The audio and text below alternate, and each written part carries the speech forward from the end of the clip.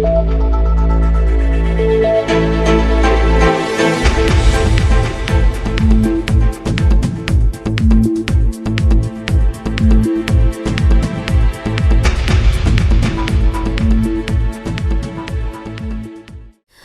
муҳимтарин хабаргузоришҳои рӯз барномаи иттилоотии пайғом аз телевизиони симои шаҳри Панҷакент манзуратон аст. Ассалому алайкум.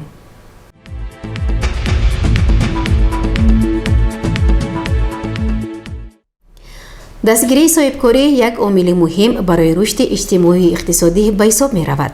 дар мулоқоти навбатии раиси шаҳри Панҷакент Абдухолиқ Холиқзода бо соҳибкорон асосан нақши онҳо дар бунёди иншооти ҷашнӣ, беҳтар намудани хизматрасонӣ ва таъмини бозори истеъмолӣ сухан рафт.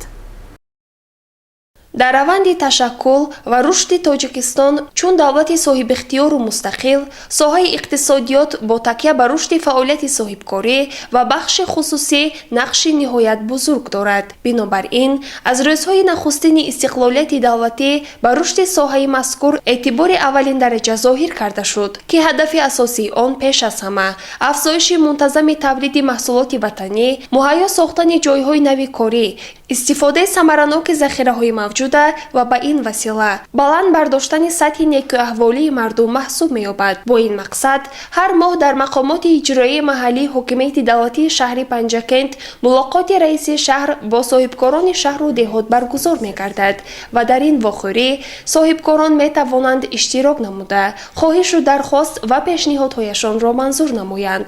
дар мулоқоти навбатии раиси шаҳри Панҷакент Холиқзода Абдухолиқ бо соҳибкорон ки санаи 14 апрели соли равон баргузор шуд, соҳибкорони шаҳру деҳот, сохтмончиён ва роҳбарони масъул иштирок намуданд.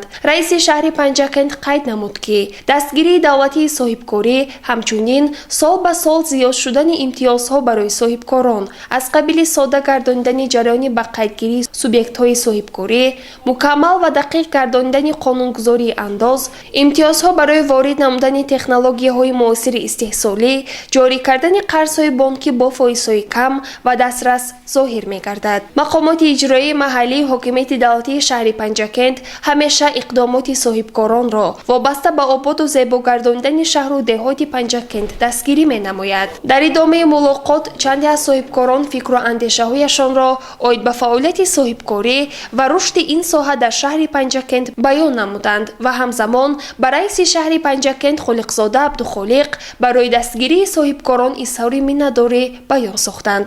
раиси шаҳри Панҷакент ба фикру дархост ва пешниҳодҳои соҳибкорон гӯш дода масъулонро вазифадор намуд, то барои рафъи камбудиҳо ва монеаҳои ҷойдошта вобаста ба рушди соҳибкорӣ чораҳои зарурӣ андешанд. гузориши Сабрина Акрам ва Ваша Аббос Қурбонов.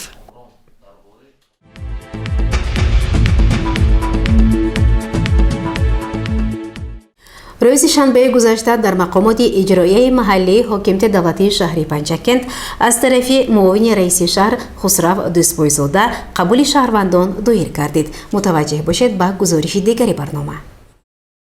дар қабули навбатии шаҳрвандон ки санаи 15 апрели соли равон дар мақомоти иҷроии маҳаллии ҳокимияти давлатии шаҳри Панҷакент таҳти роҳбарии муовини раиси шаҳр Дӯстбойзода Хисрав баргузор шуд, шаҳрвандон вобаста ба масъалаҳои гуногун муроҷиат намуданд.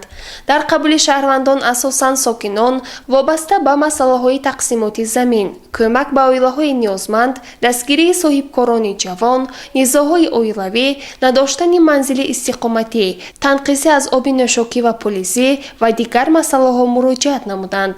муовини раиси шаҳри Панҷакент ба арзу дархост ва мушкилоти муроҷиаткунандагон гӯш дода барои баррасӣ ва ҳалли мушкилоти мардум шахсони масъулро вазифадор намуд. ҳамаи муроҷиатҳои шаҳрвандон тибқи тартиби муқаррар намудаи Қонунгузории Ҷумҳурии Тоҷикистон дар бораи муроҷиати шахсони воқеӣ ва ҳуқуқӣ қабул ва баррасӣ ва тибқи талаботи муайяншуда ба он ҷавоб дода мешавад. бояд гуфт, ки вобаста ба арзу шикоят ва муроҷиати шаҳрвандон мақомоти иҷроии маҳаллии ҳокимияти давлатии шаҳри Панҷакент ҳамеша тадбирҳои саривақтӣ меандешад.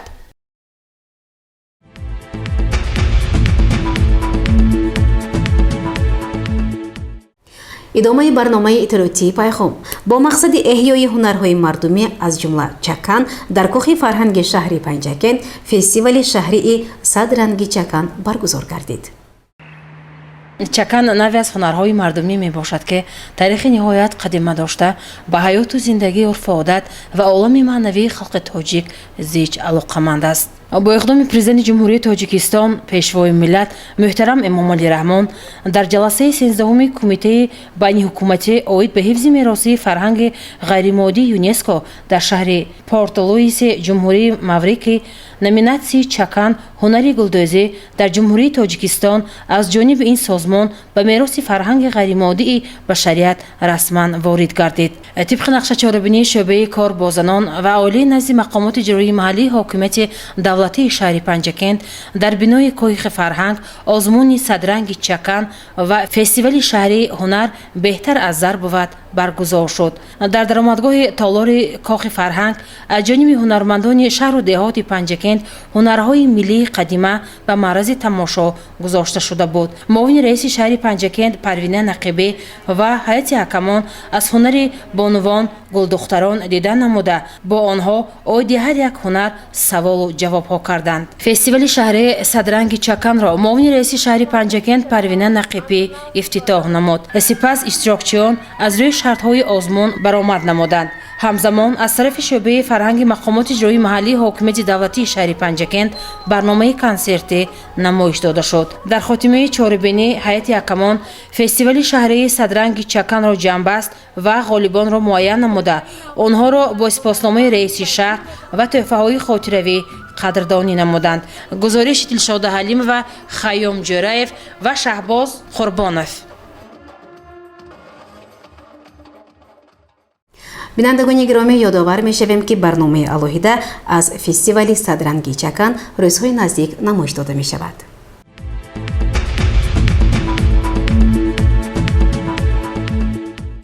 ادامه برنامه اطلاعاتی پیغام. سربازان قسم نظامی 05170 شهر پنجکند از جانب کمیته حزب خلقی دموکراتی تاجیکستان در شهر پنجکند قدردانی گردیدند. ادامه این موضوع در گزارش خبرنگاران ما.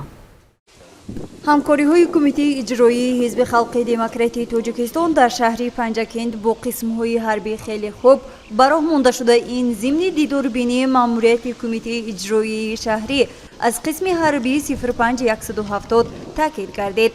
یادرس می‌شویم مراد شکورزاده رئیس کمیته اجرایی حزب خلق دموکراتی تاجیکستان در شهر پنجکند عضو مجلس ملی مجلس عالی جمهوری تاجیکستان به قسم حربی بالا ذکر تشریف برده و سربازانی را که مهلت مقرر گردیده خدمت حربی را ادا نموده و به رخصت برآمدند به این مناسبت شادباش گفته همچون رمز احترام و سپاسگزاری به پدر و مادر ایشان نامه منتداری و به خود سربازان باشد سپاسنامه ها تقدیم نموده ابراز داشت که نه تنها پدر و مادر بلکه وطن با شما افتخار دارد، زیرا شما مردانی جسور و شجاع با سری بلند خدمت مادر وطن را به اتمام رسانیدید.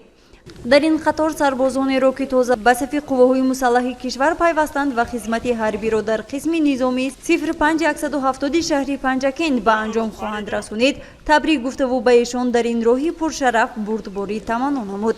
مراد شکورزاده ابراز داشت که با دستور سفارش‌های اساسگذاری صلح و وحدت ملی پیشوای ملت پرزیدنت جمهوری تاجیکستان محترم امام علی رحمان در همه قسم‌های حربی شرایط خوب فراهم آورده شده است.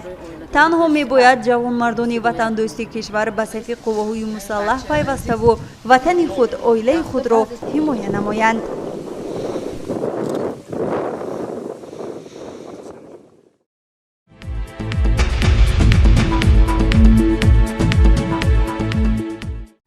در مؤسسه تحصیلاتی میانه عمومی رقمی 71 شهر پنجکند دور اولی آزمون‌های جمهوری فروغ صبح دانایی کتاب است و علم فروغ معرفت برگزار گردید. زینالدین عبداللهیف خواننده صنف دهم مؤسسه تحصیلاتی میانه عمومی رقمی 71 شهر پنجکند میباشد. او یکی از طلبه فعال این دبستان به حساب رفته در آزمون المپیادهای گوناگون شرکت می‌ورزد. این نوبت زینالدین عبداللهیف در آزمون علم فروغ معرفت در دوره یکم در مؤسسه های تعلیمی از فن شیمی اشتراک میکند. برای گزارش تجربه ما رابطه زجین قوشقچه متدی نایجشیشه کислоты хлорид калг'ади лакмус و متدی روح لازم است аввал дар пробирка методи руб мекунем.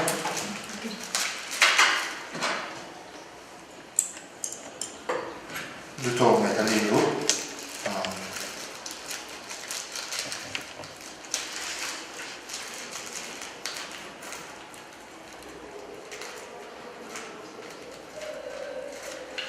илов меазем.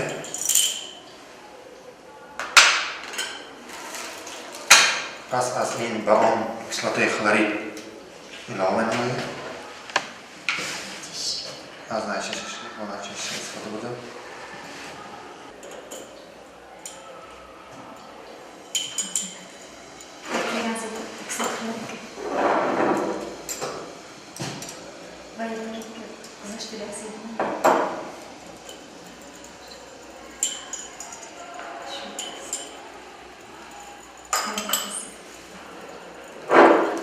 дар натиҷаи реаксия об бухор мешавад ва дар он гидроген бухор мешавад ва бо воситаи когази лакмус мо инро исбот менамоем. дар натиҷаи реаксия когази лакмус нишон дод ки ин муҳит муҳити кислотагӣ аст ва ранги он ба сурх мубаддал гашт. модули реаксия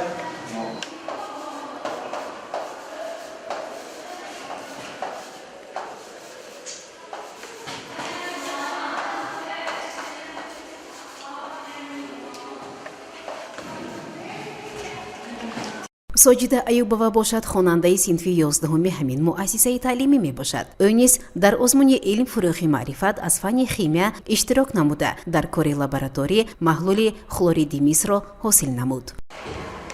мо ба пробирка аз оксиди мис меандозем.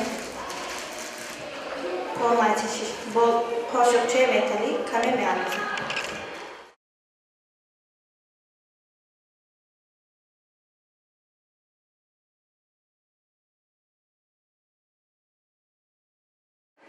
با اون کمی آب تازه می‌اندازیم.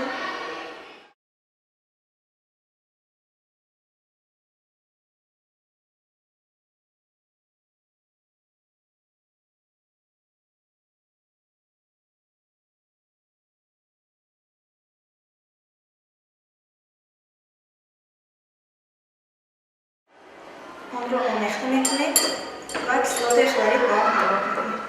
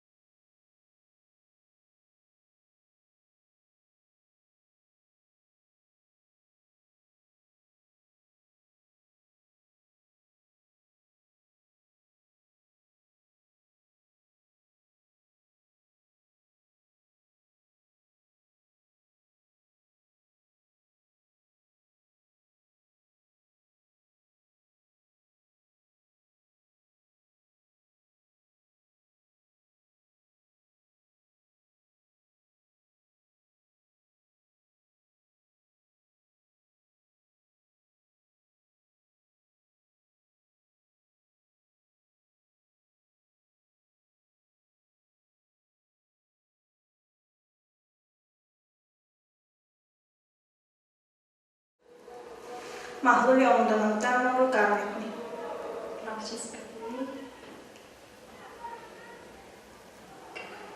با لامپچه اسپرتی گرم می‌کنیم.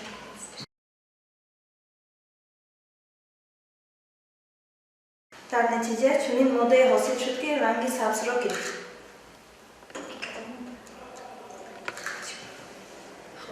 این ماده خلوریدی مس میباشد. معادله ریاکسیش چنین است.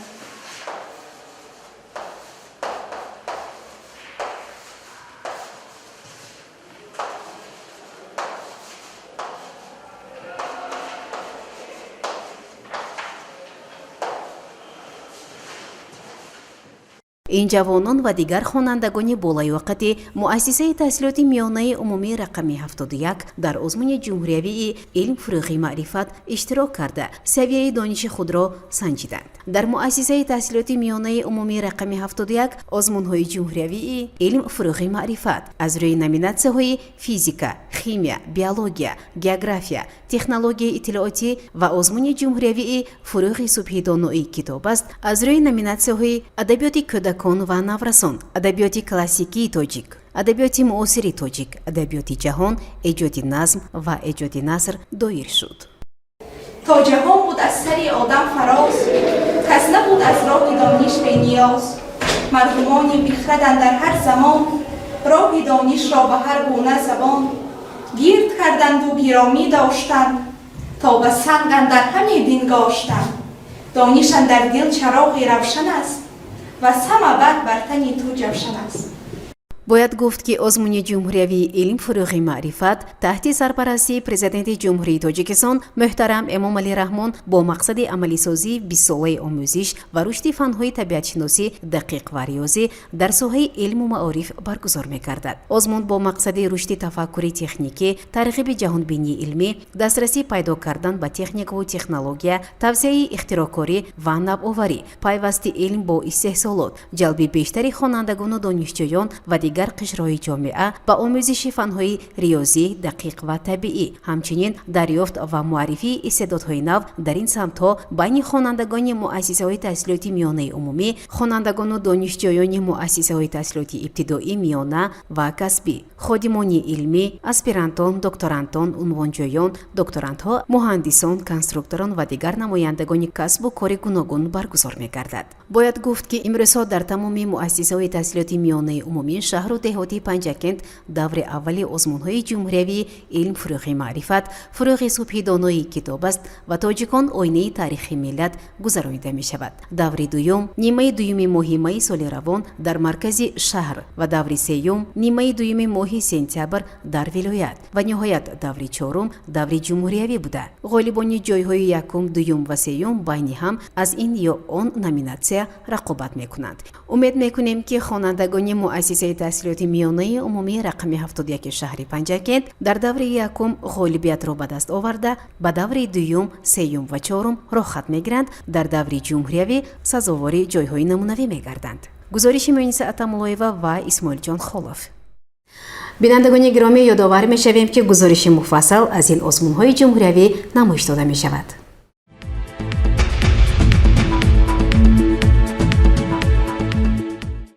санаи 16 апрели соли 2023 собиқадори меҳнат Мирзоқул Муртазоев дар синни 97-солагӣ аз олам даргузашт. шодравон санаи 11 майи соли 1927 дар шаҳри Панҷакент таваллуд шуда, фаъолияти меҳнатии ӯ дар корхонаҳои ғаллақабулкунӣ шаҳрҳои Панҷакент, Норак, идораи оташнишонии шаҳри Панҷакент, нерӯгоҳи барқии обии Норак идома ёфта, аз соли 1964 то синни ба нафақа баромадан дар корхонаи фаръии давлатии обтаъминкунӣ ва канализатсияи шаҳри Панҷакент кор кардааст. барои хизматҳояш шодравон Мирзоқул Муртазоев бо медалу ифтихорномаҳо сарфароз шудааст. шӯрои собиқадорони ҷангу меҳнати шаҳри Панҷакент бинобар вафоти собиқадори меҳнат ба аҳли оила, пайвандону наздикони шодравон тасаллият ва ҳамдардӣ баён менамоянд. бинандагони гиромӣ, ин буд барномаи иттилоотии Пайғом. то барномаҳои навбатӣ саломату сарбаланд бошед. хайр.